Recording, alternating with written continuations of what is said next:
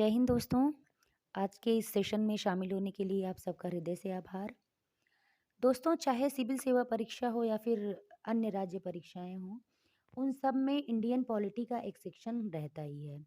जहाँ कहीं भी भारत की राज व्यवस्था की चर्चा होती है, वहाँ एम लक्ष्मीकांत का नाम सहज ही लोगों की जुबां पर आ जाता है। No doubt this book is considered as most authentic book for Indian polity. So I am determined to start an initiative to discuss on different tables of M. Lakshmikant's Indian polity. M Lakshmikant की भारत की राज व्यवस्था पुस्तक में कुल 78 तालिकाएं हैं, जो कि परीक्षा के दृष्टिकोण से अत्यंत महत्वपूर्ण हैं। दूसरे शब्दों में हम कह सकते हैं कि इन्हें इस बुक का हृदय कहा जा सकता है। जो 78 तालिकाएं इस बुक में समाहित हैं, these are the hearts of every chapter. Really these tables are substances of every chapter. So let us start from table number 1.1। दोस्तों, 14-15 अगस्त 1947 की मध्य रात्रि को भारत में ब्रिटिश शासन का अंत हो गया और समस्त शक्तियां दो नए स्वतंत्र डोमिनियंस भारत और पाकिस्तान को स्थानांतरित कर दी गईं।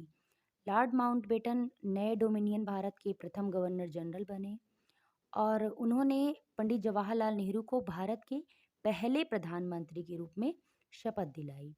1946 में बनी संविधान सभा को स्वतंत्र भारतीय डोमिनियन के संसद के रूप में स्वीकार कर लिया गया और एक अंतरिम सरकार का गठन किया गया, जिसमें 14 सदस्य थे।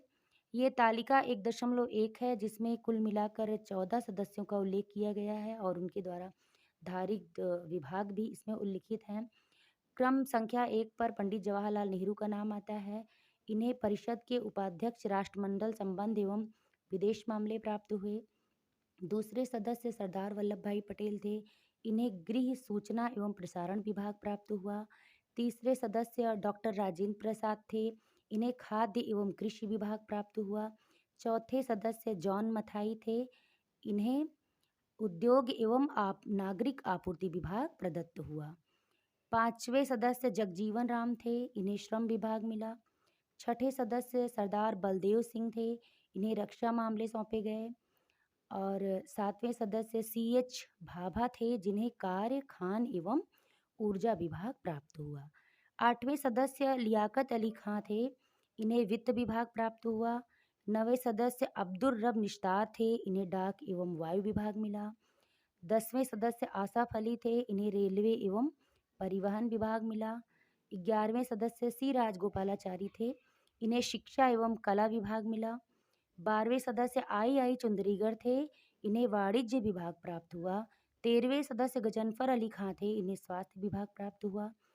और 14वें सदस्य के रूप में जोगेंद्र नाथ मंडल थे, जिन्हें विधि विभाग प्राप्त हुआ।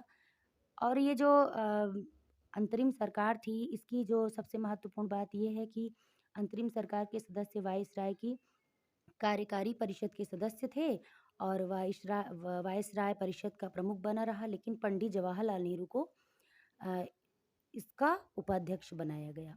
आज के लिए इतना ही। आगे की कक्षाओं में हम फिर मिलेंगे। धन्यवाद।